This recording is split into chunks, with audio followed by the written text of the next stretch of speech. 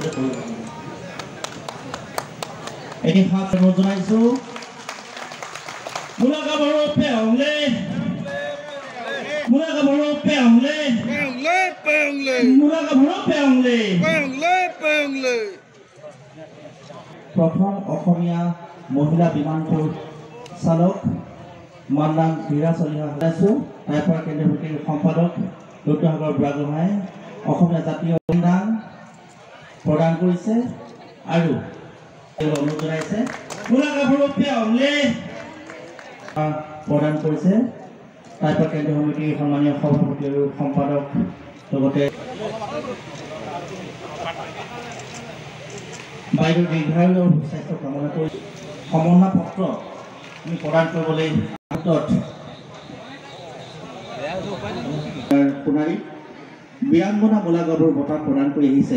জ্ঞাপন কৰিছোঁ সংস্কাৰমুক্ত আধুনিক বৰ্ণনা ভাৰতৰ ইতিহাসতে প্ৰথম মহিলা নৱপ্ৰজন্মৰ আদৰ্শ হওক সামাজিক মংগলময় দিশত আপোনাৰ সকলোকে অনুৰোধ জনাইছোঁ আজি মুকলি সভাৰ যি মুখ্য আকৰ্ষণৰ কেন্দ্ৰবিন্দু বাইদেউৰ বঁটা প্ৰদান অনুষ্ঠানটো ইতিমধ্যে বীৰাংগনা মূলা গাভৰুৰ বঁটা প্ৰদান কৰাত মই অতি সুখী হৈছোঁ আৰু প্ৰিয় ৰাইজ আৰু ৰাইজত বহি থকা সকলোৰে মোৰ প্ৰণাম জনালোঁ আৰু যিখিনি মোৰ আগত বহি আছে ৰাইজৰে শুভেচ্ছা আৰু প্ৰণাম জনাই আৰম্ভ কৰিছোঁ মোৰ সৰু অকণমান বক্তব্য কাৰণ যেতিয়া ইংৰাজীতে কয় when the heart is full words are few মোৰ মানে আজি এনেকুৱা লাগিছে ইমান সুন্দৰকৈ এইটো এটা অনুষ্ঠানে মোক যিখিনি আনন্দ দিছে সেইখিনিৰ কাৰণে মোৰ কথা ক'বলৈ হয়তো ইমান মন যোৱা নাই বা পাৰিব পৰা নাই তথাপিও মই ক'ব খুজিছোঁ সামান্য হিচাপে মই আছাম ফ্লাইং ক্লাবটো খুলিছিলে 1958 তাৰ পৰাই মই আৰম্ভ কৰিছিলোঁ আৰু আৰম্ভ কৰাৰ পিছত আমি যেতিয়া অসম ফ্লাইং ক্লাব খুলিছিলে তেতিয়া আমি দেখিলোঁ যে আমি 5জন ছোৱালী আৰু 5জন ল'ৰা আমি অসম গভৰ্ণমেণ্টৰ সহায়ত আমি ট্ৰেইন চলাবলৈ শিকিছিলোঁ কিন্তু এটা কথা হ'ল কি এতিয়া কেনেকৈ আমি কৰিম আমি ৰাতিপুৱা হ'লে এখন বাছত এখন জীৱ উঠাত যাওঁ তাত আমি প্ৰথমতে যিদিনাখন মই প্ৰথম প্লেনত উঠিছোঁ সেইদিনাখন মই আগতে কেতিয়া মই প্লেন চলোৱা নাই বা উঠা নাই সেইদিনাখন মোৰ এনেকুৱা ভাল এটা হৈছিলে যে আজি যেন পৃথিৱীখন মোৰ ভৰিৰ পৰা ওলাই গৈছে সেইকাৰণে মই ভাবিলোঁ এটা বেলেগ বস্তু কাৰণ সৰুৰে পৰা মই আছিলোঁ অকণমান বেলেগ ধৰণৰ সদায় মই ল'ৰাৰ নিচিনাকৈ কাম কৰিছিলোঁ গছত উঠি মধুৰিআম কাম পাইছিলোঁ তাৰপিছত মই মাছ ধৰিছিলোঁ কাপোৰ কৰি শিকিছিলোঁ সেইখিনি কৰাৰ কাৰণে মোৰ দেউতা কমলেশ্বৰ চুতীয়া তেখেত হৈছে কবি সাহিত্যিক অসমৰ মানুহে জানে তেখেতে মোক ক'লে চোৱাচোন কাগজত ওলাইছে গভৰ্ণমেণ্টত যাবলৈ তই এচোন তই পাৰিবি চ' মই এপ্লাই কৰিলোঁ পালোঁ তাৰপিছত 17 ঘণ্টা একেলগে প্ৰশিক্ষণ হোৱাৰ পিছত এদিন মই অকলে উৰিব পৰা হ'লোঁ সেই দিনটো মোৰ কাৰণে সদায় এটা স্মৰণীয় দিন হৈ থাকিব তাৰপিছত মই যিখন লাইচেঞ্চ মই পালোঁ সেইখন PPL বুলি কয় প্ৰাইভেট পাইলট লাইচেঞ্চ সেইখন লোৱাৰ পিছত মই বি লাইচেঞ্চৰ কাৰণে সেইখন যে কমাৰ্চিয়েল পাইলট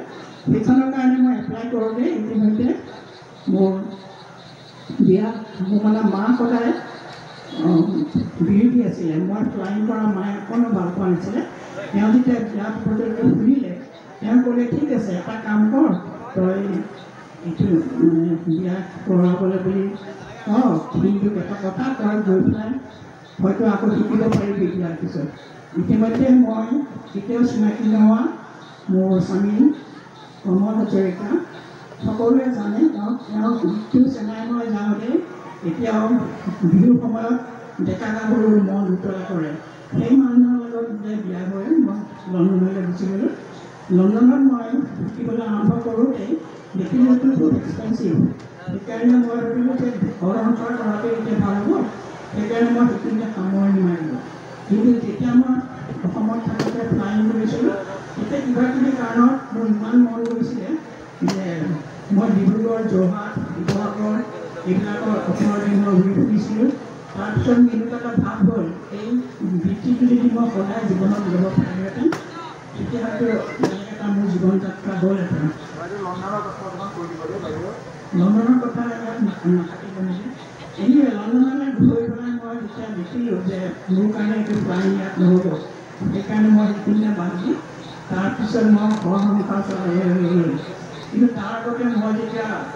অসমত প্লান কৰিছিলোঁ তেতিয়া সৰুৰ পৰা কথা কিছুমান মোৰ আজিও মনত পৰে। তেতিয়া শৰাইঘাটৰ দলংখনৰ খুটাকেইটা মাত্ৰ ফুটিছিলে। কিন্তু এদিন মোৰ ইনষ্ট্ৰাক্টৰজনে ক'লে, মই তোমাক এটা ট্ৰিপ দেখুৱাম আজি, তুমি এইটো কেতিয়াও নকৰিবা, এইটো ৰিস্কি হয়। চ' তেওঁ পিলাৰ দুটাৰ মাজেৰে প্লেনখন নি আকৌ ওপৰত উঠি দিছিলোঁ। মই এইটো কিছুমানটো মই অকলে চলাম, মই সেইটো ট্ৰিপ আৰম্ভ কৰিছিলোঁ। কিন্তু তেওঁলোকে ক'লে যে এনেকুৱা কাম কেতিয়াও কৰিব নালাগে, তোমালোকে শিকিহে আছা, তাৰপিছত তেতিয়াহে অকণমান মানে এক্সপিৰিয়েঞ্চ হ'লেহে পাৰিবা এইবিলাক কৰিবলৈ। এনেকুৱা সৰুৰ পৰা ঘটনা মোৰ জীৱনত বহুতো হৈছিলে। আৰু তাৰপিছত যেতিয়া মই লণ্ডনৰ পৰা গুৱাহাটীলৈ আহোঁ, যেতিয়া ডাঙৰ প্লেনখন চলোৱা মই বহুতো ভাবিছিলোঁ মই যেতিয়া এখন ডাঙৰ প্লেন চলাব পাৰোঁ।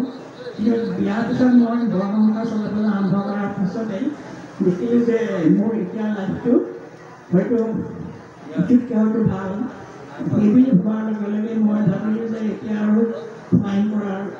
ইচ্ছাটো বাদ দিব লাগিব। সেই তাতে মোৰ ফ্লাইঙৰ কথাখিনি শেষ হ'ল। তাকে মই ক'লোঁ ধন্যবাদ, জয় আই অসম।